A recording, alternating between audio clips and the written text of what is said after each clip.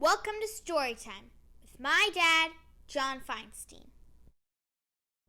Most people know that I grew up in New York City, and I was a fan as a kid of New York teams, mostly the expansion teams. I was a Mets fan. I don't know, because everybody I knew was a Yankee fan, and you could get into Shea Stadium when I was a kid for $1.30 on general admission. I was also a Jets fan because you could get into Shea Stadium to see the Jets and Joe Namath play. You couldn't get anywhere near Yankee Stadium, Yankee Stadium, which is where the Giants played in those days.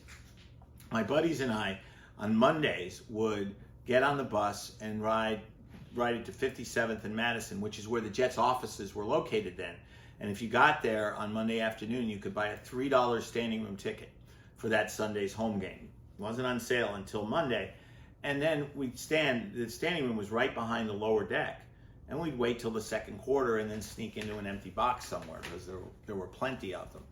I was a Knicks fan, although I did become a Nets fan when they came into existence, first as the New Jersey Americans in 1967. But I was a Knicks fan, no question about that. I reveled in their two championships in 1970 and 1973. And I was a Rangers fan until the Islanders came into existence. And then I just went full bore Islanders. And the Islanders, to this day, are the one New York team I still seem to be emotionally tied to. I'm not 100% sure, maybe because I never covered hockey full time, although I did cover the Islanders when they were great. I would come home from the Final Four, and George Solomon, the sports editor at the Post, would always send me out to cover the non-Capitals playoff series. Bob Fichet, the Caps beat writer, would cover the Caps, and I would cover the next series in what was then the Patrick Division. So I covered the Islanders a lot. I covered them for 5 straight years, 4 of which they won the Stanley Cup, and had a great time doing it because hockey players generally are the best guys. They're just the best guys. They don't have the egos for whatever reason that guys in other sports seem to develop. And I got to know Al Arbor, I got to know Bill Torrey, Brian Trottier, Bobby Bourne, Billy Smith, the whole group, Clark Gillies, Dennis Potvin. They were great to deal with. And so I carried that memory with me. And to this day, the only time my family hears me shouting at a television set is either during an Army or a Navy football game or during an Islanders game.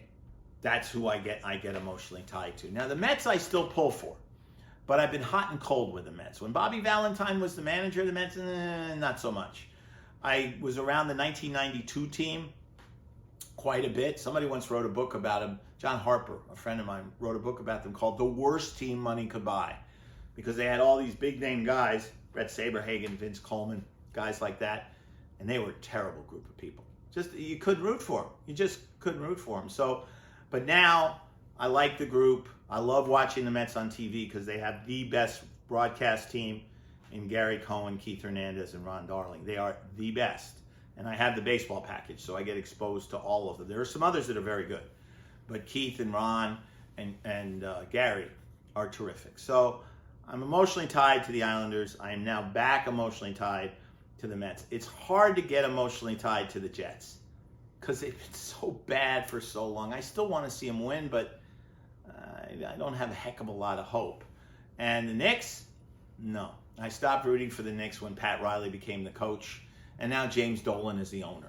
I'm as likely to I'm as likely to root for a James Dolan-owned team as I am for a Dan Snyder-owned team. So even though the Knicks are better now, good for them. Tom Thibodeau's done a great job.